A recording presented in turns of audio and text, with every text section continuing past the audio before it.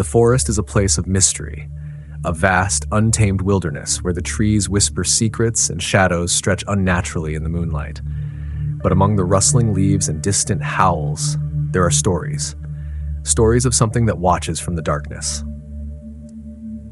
They call it the Skinrunner, a creature that moves faster than the eye can track, a presence that mimics voices, lures travelers deeper into the woods, and vanishes before they can understand what they've seen. Some say it's an ancient being, others claim it's something far worse. But there's one rule that survivors all agree on. If you see it, don't run. Tonight, we dive into 23 terrifying true stories from those who have encountered the unknown in the depths of the forest. Are you ready? Because once you start listening, there's no turning back.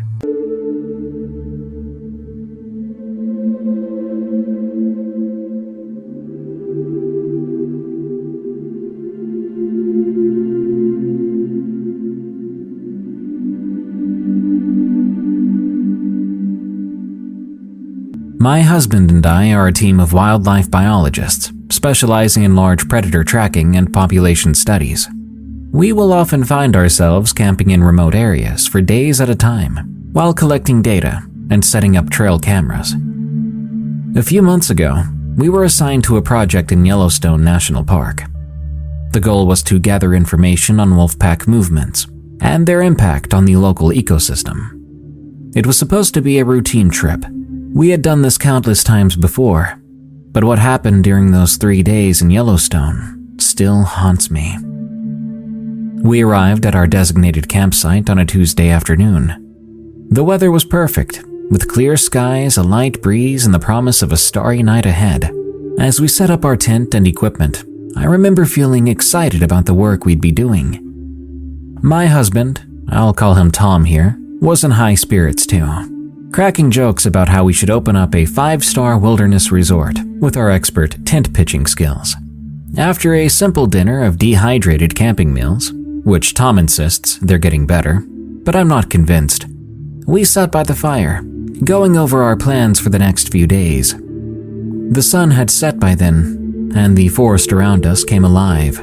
I could hear some owls hooting and small animals moving around in the underbrush. It was very peaceful, very familiar, but that didn't last long. We were sleeping in the tent when suddenly, maybe around midnight, Tom sat up, alert, causing me to wake up too. "Did you hear that?" he whispered. I hadn't, but the look on his face made me strain my ears.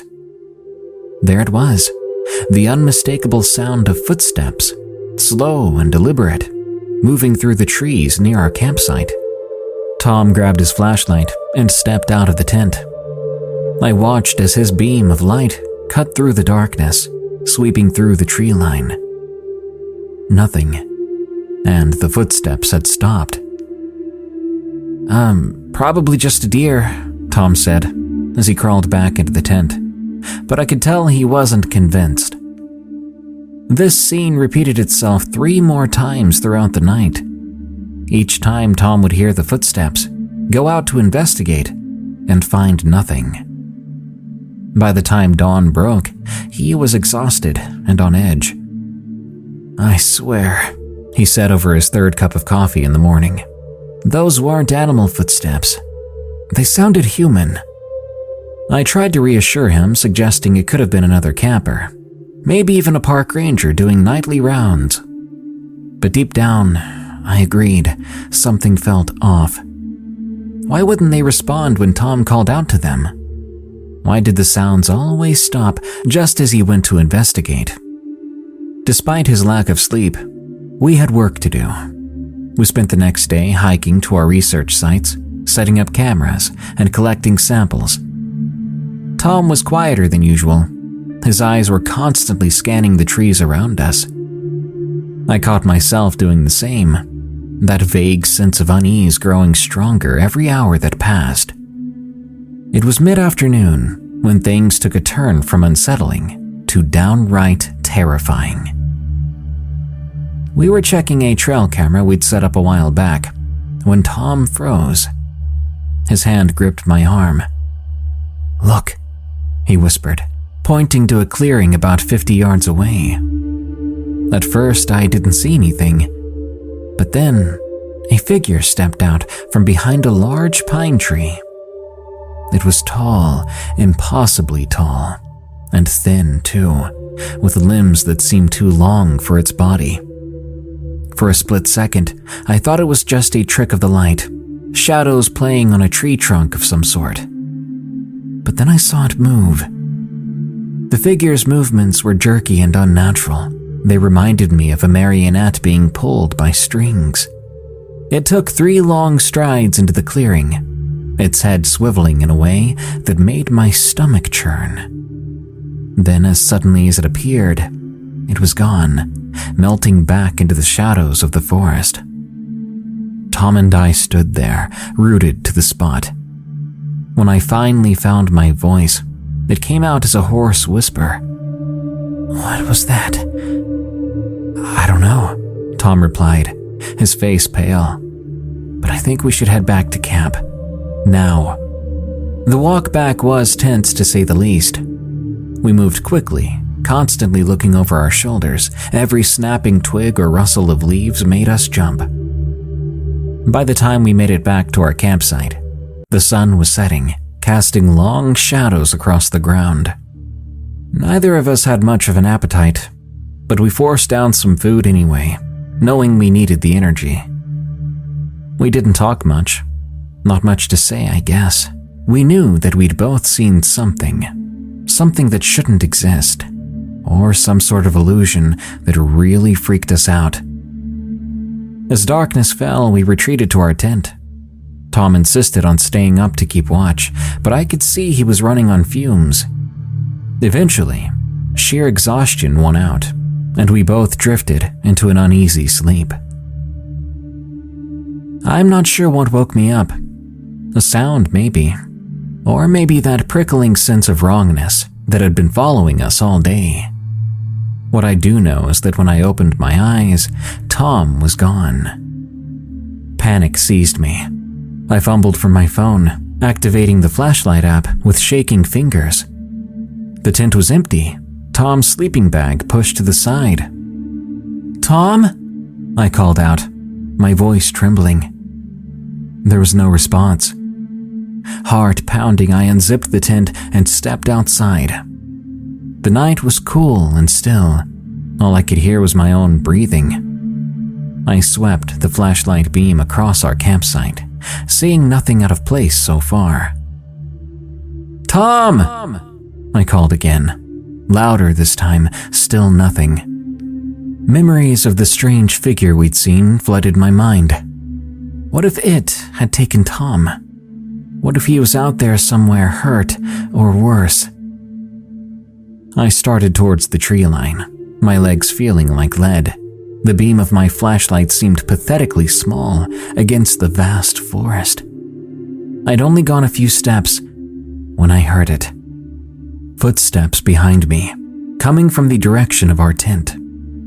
I whirled around, relief washing over me as I saw a silhouette enter the tent. Tom. He must have gone to use the bathroom or check on something in the truck. Feeling a bit foolish for my panic, I hurried back to the tent. "Tom, you scared me half to death," I said as I climbed inside. "Where'd you go off to?" There was no answer, but I felt movement as Tom settled into his sleeping bag. I got back into mine, still a bit shaken up, but mostly relieved. I felt Tom's arm drape over me. It made me feel so much better. And despite the strangeness of the past few days, I found myself drifting back to sleep. I woke up to bright sunlight filtering through the tent walls. Tom's arm was no longer around me, and his sleeping bag was empty. Figuring he must have gotten an early start, I got dressed and stepped outside. I spotted Tom by our truck. He was closing the driver's side door. The man looked awful, dark circles under his eyes, his movements slow and clumsy. "Rough night?" I asked, walking over to him. He nodded, stifling a yawn. "Yeah, couldn't sleep in the tent again. Kept hearing those darned footsteps. Ended up sleeping in the truck. I frowned, confused. The truck? Wait, when did you leave the tent last night? Tom gave me an odd look. Around midnight, I guess? I tried to wake you up to see if you wanted to join me, but you were out cold. A chill ran down my spine, my mind racing. Tom, I said slowly, what time did you come back to the tent this morning? He shook his head. I didn't. This is the first time I've been out of the truck since midnight. I felt the blood drain from my face as the full implication of his words hit me. If Tom had been in the truck all night, then who, or what, had been with me in the tent? Whose arm had held me as I slept? I opened my mouth, trying to find the words to explain what happened, but nothing came out. Tom must have seen the horror on my face, because he stepped closer and asked, Hun, are you okay? What's wrong?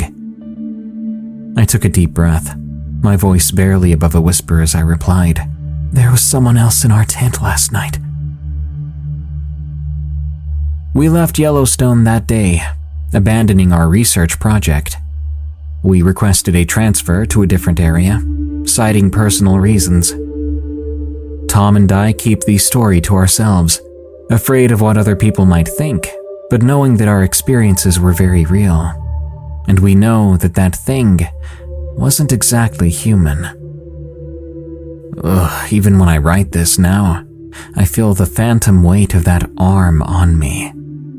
That's something I can't forget. It makes me feel so violated and unsafe.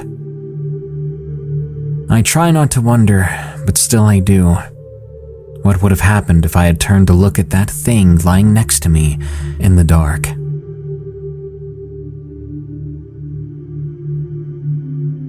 Always remember to stop. From JDZ. I've shared this story a few times with friends, but I think it might be worth telling here as well. Back in 2021, I was a fresh college student at the age of 25. I'd only very recently gotten diagnosed with an autoimmune condition, which had effectively derailed my life for the past few years, and I started to get my life back on track after being prescribed medicine to treat it. During this time, I would usually go to my mom's work after class, since I took the bus and her work was on a bus line. Then I would hang out at her job with her and work on homework until she was done. Then we'd go home together. She'd been working at this church for over 10 years in administration, and there had very recently been a change in the upper levels of the ministry. As such, they decided to start doing their custodial work in-house, rather than hiring a company to clean the nearly 40,000 square foot church. They hired a facilities manager, but the work was too much for him to handle alone, so they were looking for a part-timer to come in and help with the grunt work, like collecting trash, cleaning the bathrooms, vacuuming, and helping with events as needed. The manager went to my mom to ask her to put a notice in the church newsletter to let folks know they were hiring someone like a college student, and roughly 20 minutes later, I walked up to her work. I'd say it's pretty obvious that I ended up applying for it, and I got the job. I worked there alongside my mom for months, and we would usually carpool there and back. Eventually, my mom left her church job for her dream job in a larger ministry, but I stayed. As such, I ended up riding my bike to and from work and school most of the time. I'd never had any issues with it, and I only lived about 2 miles away from the church, so it was a pretty good deal. Time went on, and I'd been working there for about a year. I ended up getting a second job too, so I typically worked Fridays and Mondays at the church, Saturdays and Sundays at my other job, which I had to take 2 buses to get to. The thing is, if the church had an event on Friday night or Saturday, then someone needed to come in and clean up after the event prior to church on Sunday morning. These events could be church events, but we also rented out space for people to host their events on our property as well. We had an event on this one Saturday, and my boss asked if I could clean up after it. Sure, I told him. I'll be there in the later evening, since I won't be back in the area until about 7:30 p.m. but I can make sure everything is good before I go home." My boss was okay with that, so I left my bike at the church, then went to my second job, then came back afterwards. I cleaned up, and it took another few hours to get everything straightened back out for Sunday morning. I can't rightly recall what the event was, but it had really made a mess of things, which was pretty common to any event we hosted. I was exhausted by the end of it, and needed to get up early the next morning for my second job. So around 10 p.m., long after dark, I got my bike ready to go. I had parked it outside the employee door I needed to exit through. I put on all my reflective gear, alarmed the building, left, and got on my bike. I started to ride home. Now there's a hill I have to go over, and 2 roundabouts before I'm on a straight stretch to my home. One of the roundabouts is right on the other side of the hill. This one is on a very low traffic stretch of road. Almost no one uses it, especially after dark. But there are crosswalks with pedestrian flashing lights for this roundabout. The other one, just beyond the first, didn't have flashing lights, but it was better lit by streetlights and was far more busy even in the evening. I distinctly remember riding down the other side of the hill that night, and as I approached the roundabout, I had a thought. I'd seen and heard no one since leaving the church. Not a single car. I can probably just go straight through the crosswalk without turning on the lights, I thought, wanting very much to get home faster. I knew I was nowhere near the end of my work week, and I was tired. Then as I pulled my bike onto the sidewalk, just before the crosswalk, I felt a chill go down my spine. All of a sudden, I felt this presence surrounding me. It wasn't the first time in my life I'd felt something like it, so it didn't startle me. But I heard something clear as day, too. Just nothing I would have ever expected. It was a voice. "Stop. You have to stop and use the lights." It was like it cut through my soul. It felt so intense, like a command. This is so stupid, I thought. There's no one here. I don't hear any cars. What a waste of time. Exasperated, I still listened to the voice, and I pulled the brakes on my bike, stopping right next to the button to turn on the lights. My gloved hand hovered over the button and pressed it in one smooth motion, having done it countless times before. The very second I pushed that button, a pitch-black truck with faded headlights came whipping around the corner of the roundabout. It had to have been going at least 70 miles per hour, in an area that was barely 30 miles per hour. The truck came within inches of my bike's front tire. I could not see the driver, only this dark truck that had made no noise before, not until it appeared right in front of me. The driver sped off down the connecting back road, and in a heartbeat, they were gone. Had I not stopped at the exact moment I did, that truck would have hit me. With it going as fast as it was, I would have been dead. And even if I hadn't died on impact, the stretch of road was almost always abandoned.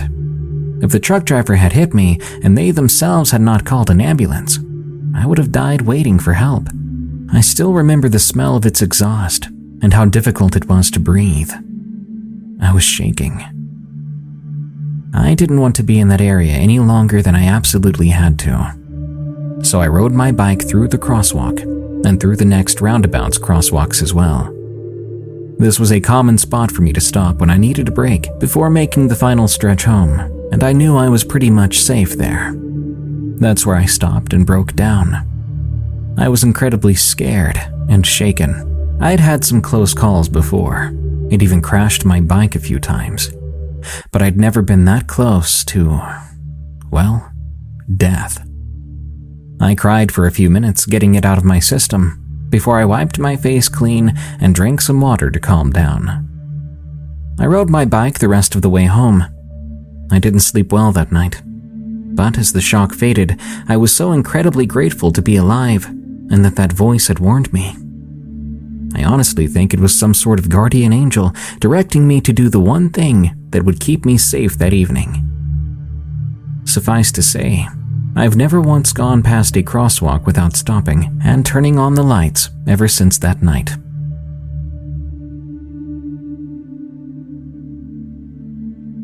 What was in my dream? From Victoria C.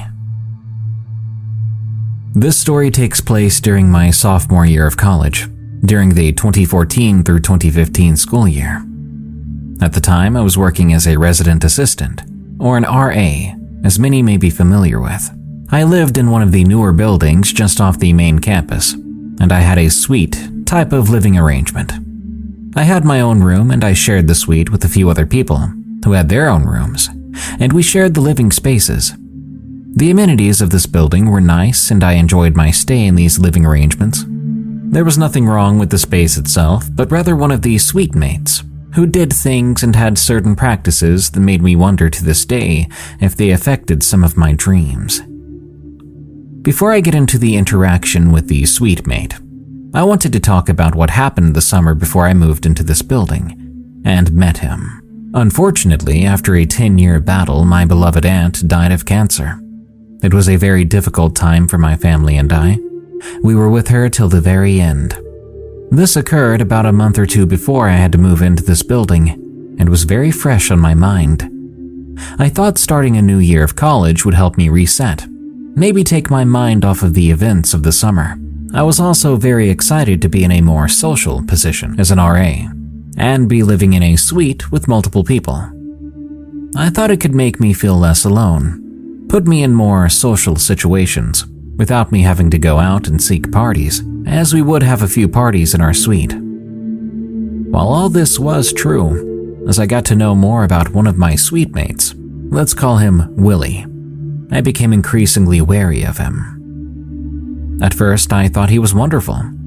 Sometimes all the suite mates, including myself, would jump into his car and he would take us to go out to eat, or we would hang out with him one-on-one and we'd grab a coffee. We were both from Texas too, and had similar interests. I found him entertaining and very worldly. He was a bit bougie. I could tell he came from a more socio-economically well-situated family, but I still felt he could be fun to hang around with, and he never unnecessarily flaunted anything. He was a senior, and I was a sophomore, so he had many stories and experiences that he shared from his years at college.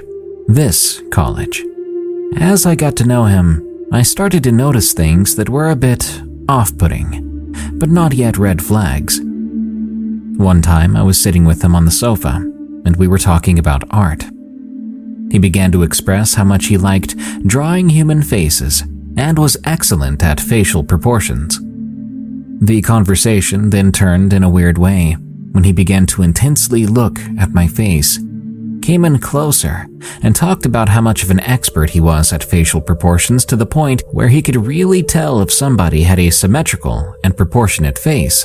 That's just allegedly how attuned he was to all the details of a human face. It was a bit odd. I felt in a way he was looking down upon me or trying to position himself in a higher way. I quickly changed the subject and moved on to a different topic. One day he was going through the kitchen cabinets, looking for a drinking glass. It's possible we might have had similar glasses, but he insisted that I took one of his. This is untrue. I pointed out that I only had a certain amount, and they were all accounted for, and maybe someone had left one in their room, or one in the dishwasher.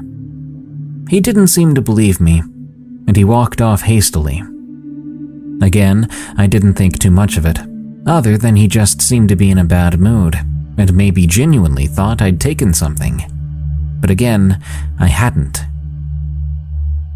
After about 2 to 3 months of living in the suite, I came home late one night, and I walked in to find him and a few other people in our living room. He welcomed me home and asked if I wanted him to read my tarot cards.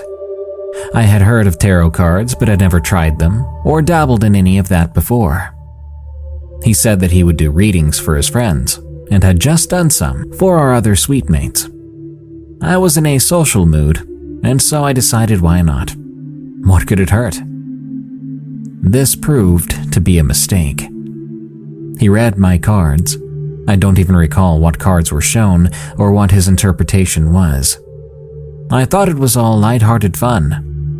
That was until I woke up the next morning.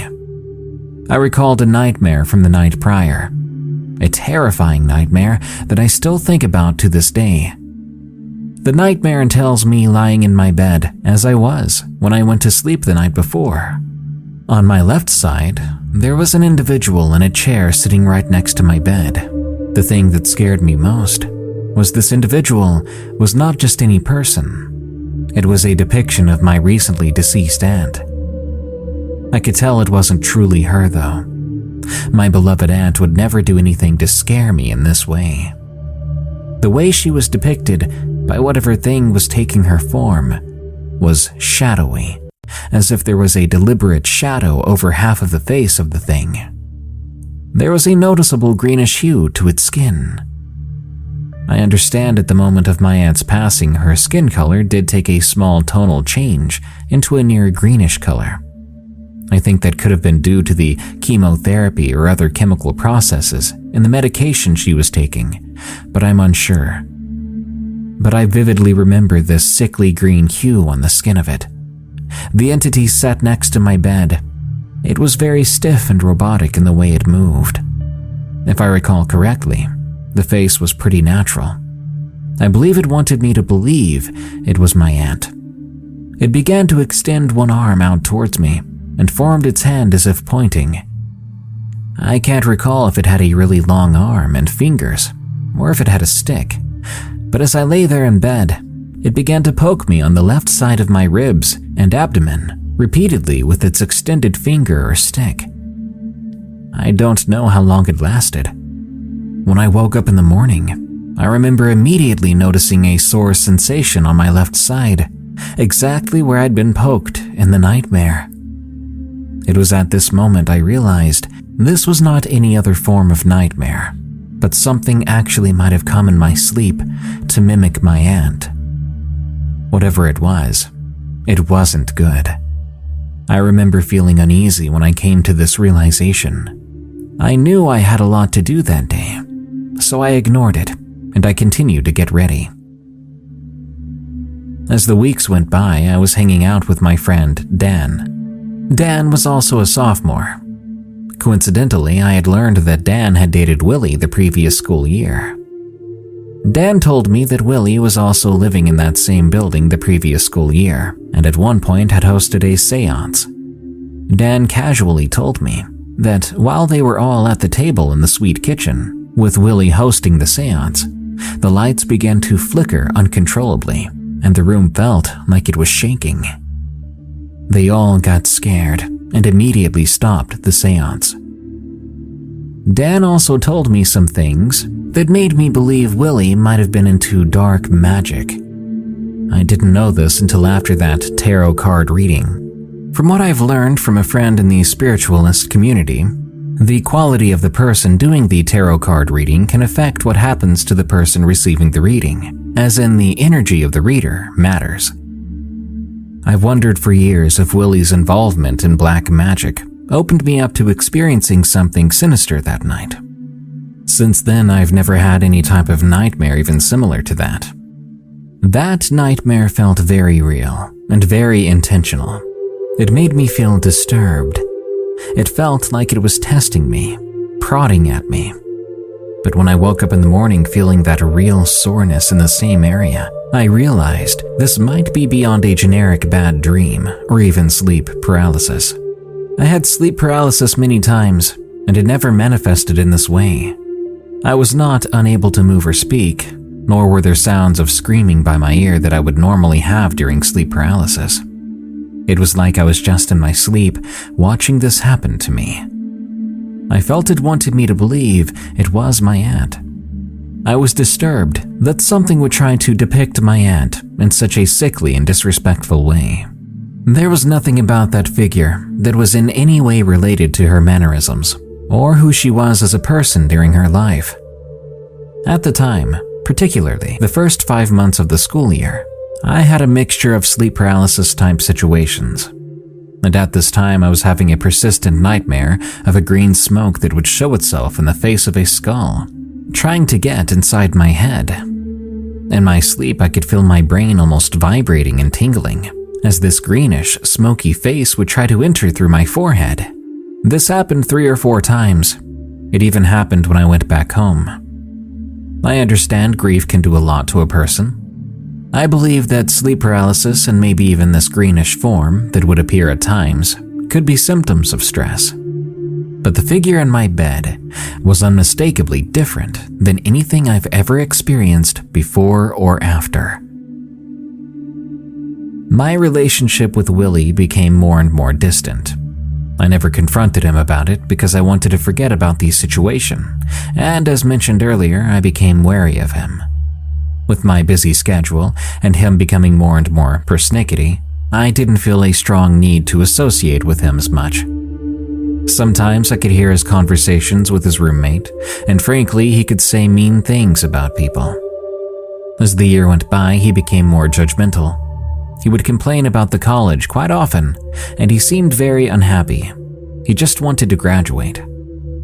In fact, I don't think he even stayed to cross the stage for graduation because he hated being at that school. My takeaway thoughts about this experience is if you're someone who is interested in getting any type of spiritual or tarot card reading, please be sure that you know the person or can read reviews about them, that they are reputable and positive as a person. If you find a person who is dabbling in black magic and is doing tarot card readings, I think it could affect some aspects of your life. In this case, my dream state. Ever since this experience, I've stayed very far from tarot card readings. Honestly, they scare me, and I don't think I could trust anyone to do that again. Take care and stay vigilant to whom you trust your spiritual energy with. Ghost in the Private Dining Room. From Ladybug 924. I used to work as a CNA, a certified nursing assistant, until my body could no longer handle it. 12 long years. My second job as a CNA was at a facility that consists of 4 floors and a basement. They had 3 different areas of specialty housed there: a memory unit for Alzheimer's and dementia patients, a skilled nursing area for patients that could no longer care for themselves, and an assisted living area, which is where I worked. The way the building is set up was the basement housed the maintenance crew's office, housekeeping things, etc. The first floor housed the memory unit, management offices. The second and third floor housed more rooms for assisted living, beyond the first floor, and the fourth floor housed the skilled nursing area. We were told to consider it a completely separate facility from us, and were not allowed to ask the nurses up there for assistance. The nurses for assisted living left around 5 p.m. every day, along with management and the front desk staff. They also had the supply room and rehab area on that floor, which was the only thing we were allowed to go up there for. I tell you all this to help you understand the layout of the building, to better understand my story. I worked the 3 p.m. to 11 p.m. shift, so I was there during dinner time for the residents. We weren't allowed to call them patients. Also, we weren't called CNAs there. We were called care managers. Each shift differed on the amount of CNAs working. The morning shift had 6 employees, 2 CNAs per second and third floor, a shower aide, and the lead care manager. They were in charge of the other CNAs and took care of the 6 residents on the first floor. The afternoon shift had 5 CNAs, the lead and the 4 other care managers, and graveyard had 2 or 3 care managers. So during each meal, they have 1 or 2 kitchen staff helping serve meals in the dining room, and 3 CNAs. Then 1 CNA is in charge of delivering trays to residents that do not want or cannot come to the dining room to eat for one reason or another. The other CNA is in charge of helping or reminding residents to go down to dinner. The day this experience happened to me, I'd been one of the care managers helping in the dining room. The care managers and kitchen staff that work in the dining room are responsible for setting up the tables for the next day. By this I mean setting down placemats, silverware, and water glasses at each place on the tables. Well, on this day, we didn't have enough dishes to finish setting up after dinner because the dishwasher hadn't finished cleaning all the silverware and glasses. So we decided to go upstairs to help the residents in our sections that needed assistance with showering and getting ready for bed, then come back downstairs and finish setting up later. Also, an important note here is the lead care manager was in charge of vacuuming the dining room after each meal, because it makes so much sense to have carpet in a dining room. Later on that night, after we finished our tasks in our sections, 2 fellow care managers and I headed down to the dining room to do what we needed to do. Me and the other regular care manager finished setting up the tables, and our lead started to vacuum. As we were all working on our tasks at hand, out of the corner of my eye, I saw lights flashing. I look up, and I see the lights in the private dining room flashing on and off rapidly. If you're thinking it was just someone flipping the light switch on and off, you'd be wrong. I forgot to mention that the French doors to the private dining room each have 2 huge panes of glass in them, and they have very flimsy, lacy curtains. In other words, it's very easy to see inside the room.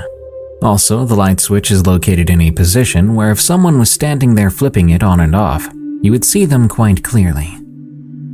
The lights flashed on and off for about a minute. Then the 2 French doors flew open and closed again. Then the activity stopped. My coworkers and I looked at each other and asked if we all saw that.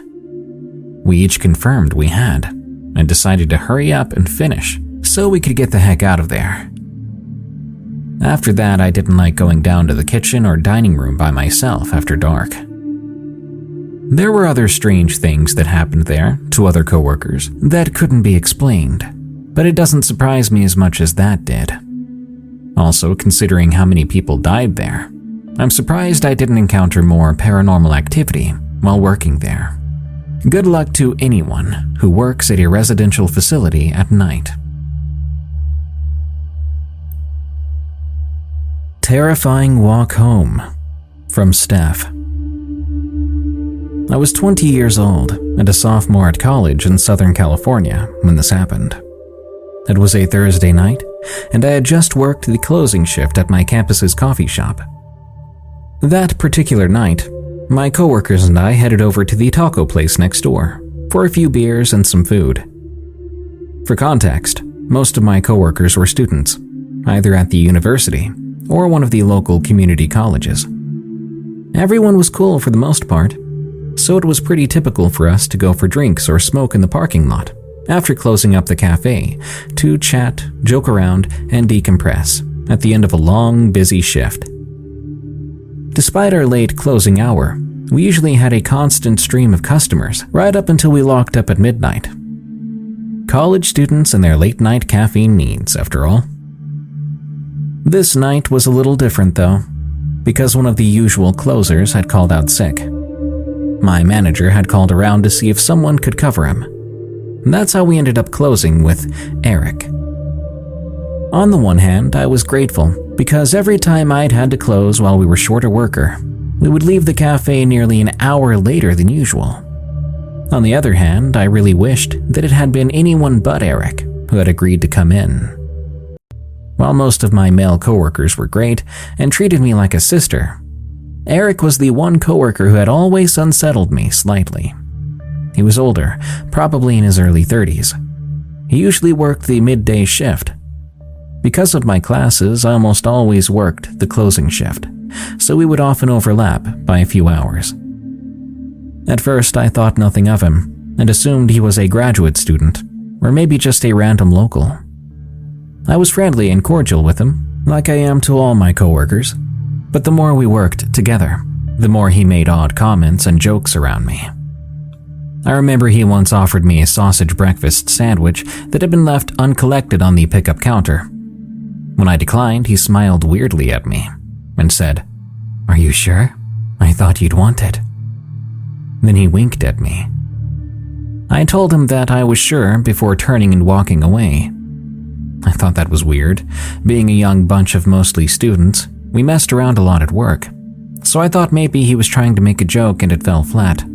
Or maybe that he'd made some sort of reference that I wasn't understanding. I didn't think more of it until a couple weeks later.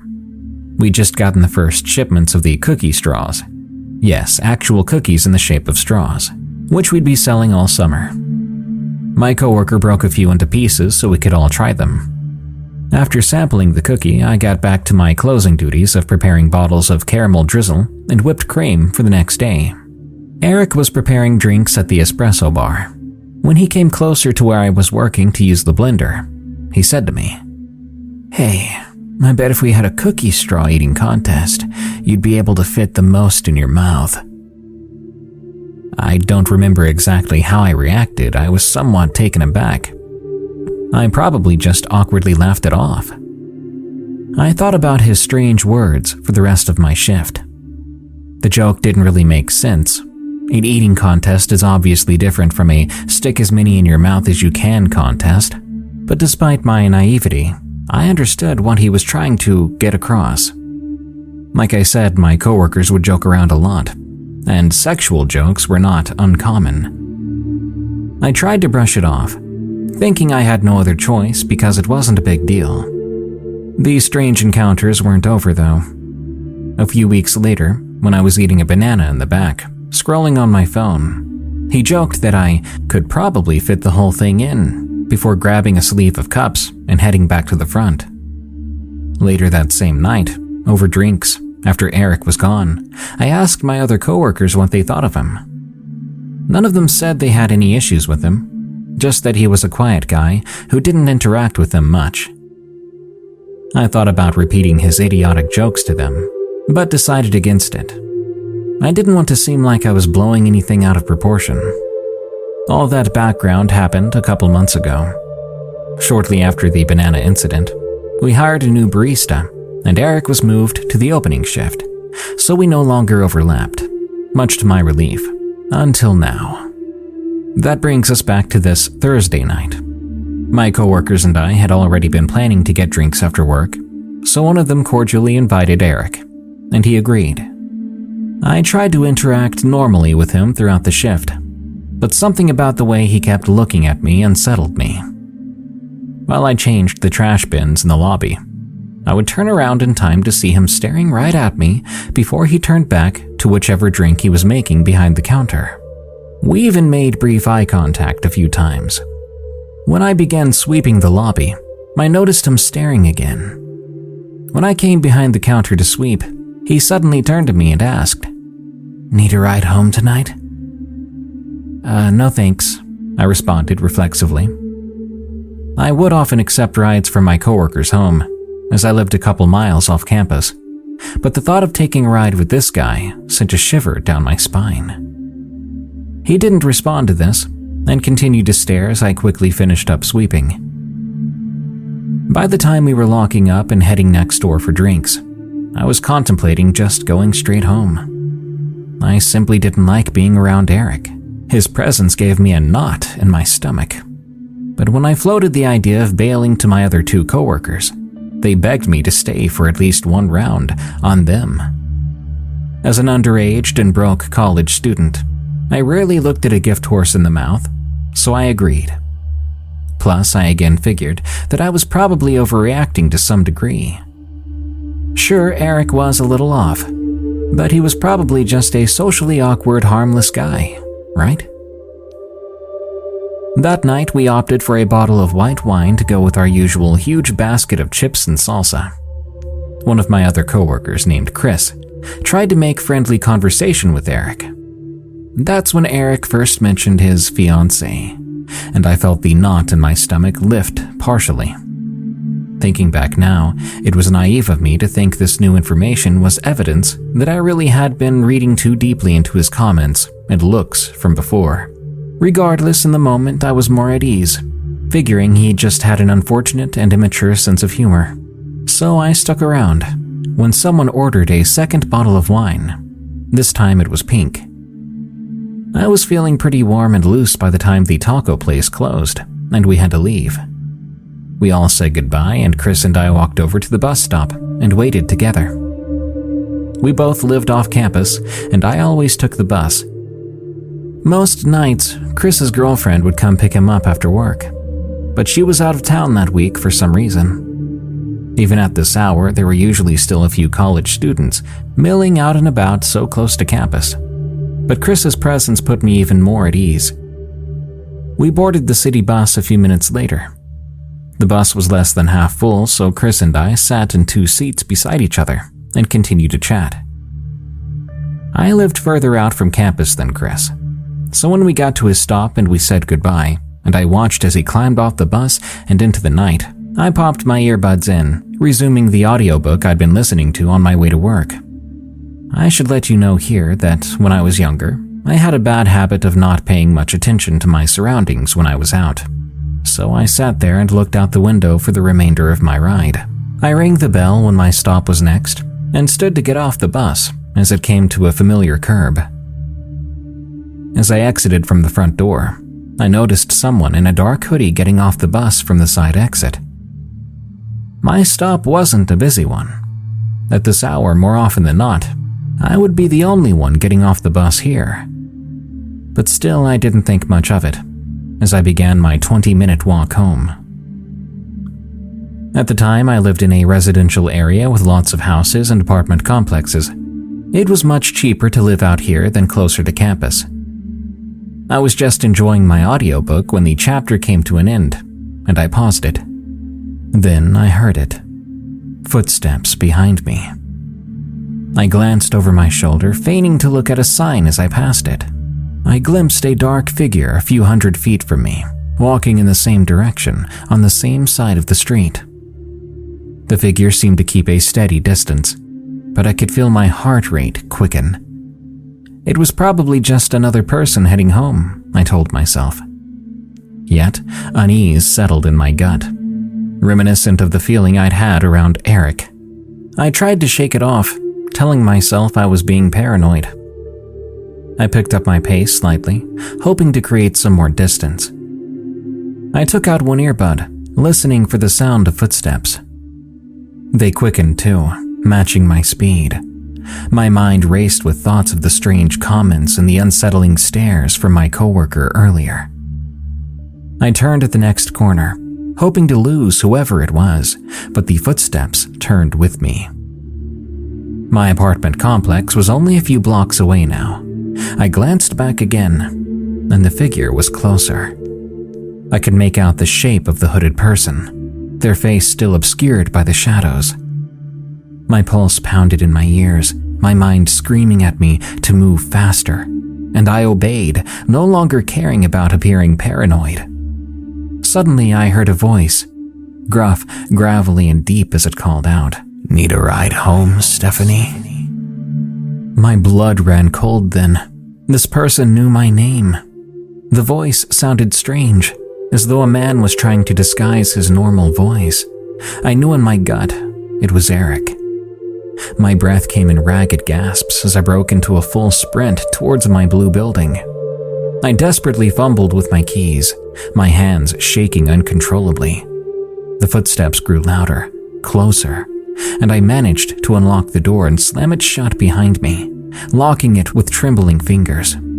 I backed away from the door, heart racing, grabbing my phone to call the police. In a trembling voice, I told the woman on the phone that someone had followed me home. Suddenly, there was a loud knocking at the door, and I nearly screamed into the receiver. "He's at my door," I gasped between sobs. "Please, send someone." The woman assured me that help was on the way. I was so scared that I begged her to stay on the line with me. She promised she would. Then, when the knocking at my door turned into full-on pounding, I was convinced this person was actually about to break in, busting my thin wooden door down. As I sobbed incoherently, the woman directed me to lock myself in the bathroom until help arrived. As I waited for the police, I cowered in my own bathtub, listening to the banging at the door. After the longest wait, the banging stopped abruptly. At first I was relieved, but then I was even more scared. Because what was he doing now? Was he going to try the windows? God, had I even remembered to lock all the windows? As I strained to listen, I thought I heard footsteps pacing on my front porch, until even that sound went away. When the police finally showed up, they found no one. They took my statement and assured me they would patrol the area. But even after they left, I could not shake the feeling of being watched. I called in sick from my classes and from work the next day. I contemplated what to do. I didn't have proof per se that it was Eric who chased me home, but I knew deep down in my gut it had to be him. Who else knew my name? Who else would have offered me a ride home in that creepy way? The next day at work, I finally decided to report Eric to my manager. I told her about all these strange comments over the past few months and my terrifying walk home the other night. I expected her to say I was overreacting, but instead, she said that he would be fired immediately. I remember him dropping by that Friday afternoon to pick up his last check and tips. I tried to busy myself with random tasks behind the bar. I didn't want to interact with him or even look at him. Out of the corner of my eye, I watched him approach the register. None of my other coworkers knew what had happened yet, so my coworker at the register cheerfully asked him if he wanted a drink before he headed out. Eric proceeded to order a cappuccino. I begrudgingly dumped milk into the milk frother and started pulling shots of espresso before my coworker handed me the cup. I made the drink and quickly put it on the pickup counter before heading to the back to restock the milk. I hoped by the time I came back out front, he would be gone. I was wrong. In fact, he stood at the pickup counter, looking angrily at me. "This is too heavy. I want this dry." I tried to keep my expression neutral as I set out to remake his drink. For those who don't know, a cappuccino is supposed to be espresso shots with even parts of milk and foam. A dry cappuccino means the customer wants more foam than milk. This is obviously the kind of thing that is most helpful to be told before making the drink. But I swallowed my attitude down and set the second, lighter cappuccino in front of him wordlessly. I just wanted him out of the store at this point.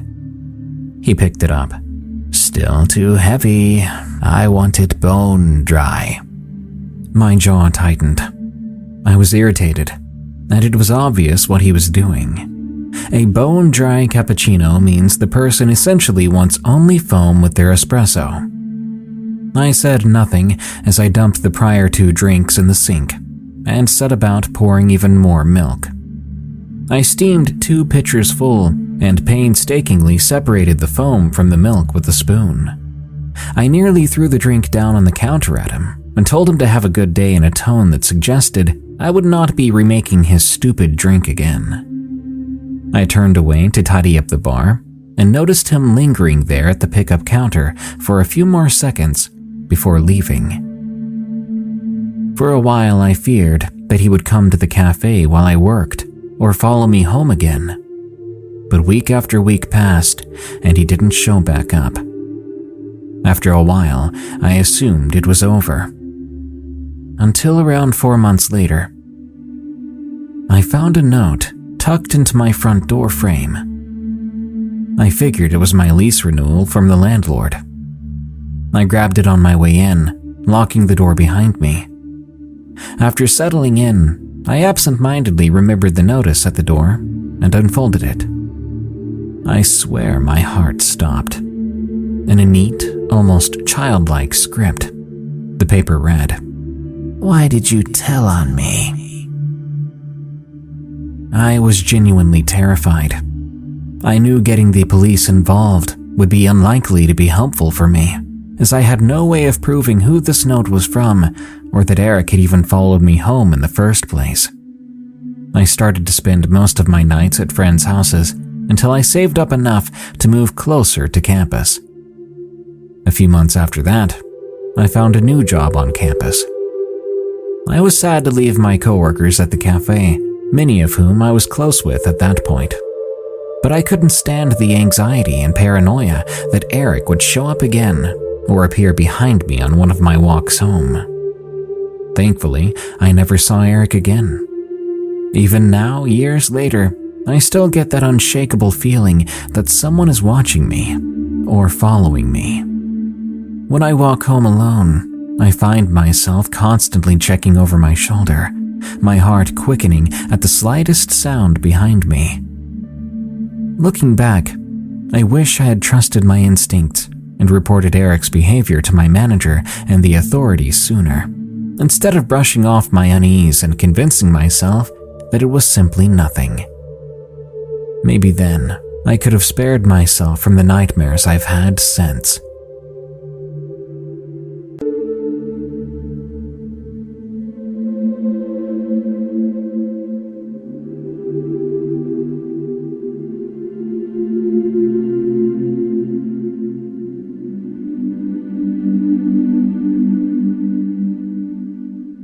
So we've just explored 23 terrifying stories about the mysteries lurking deep in the forest.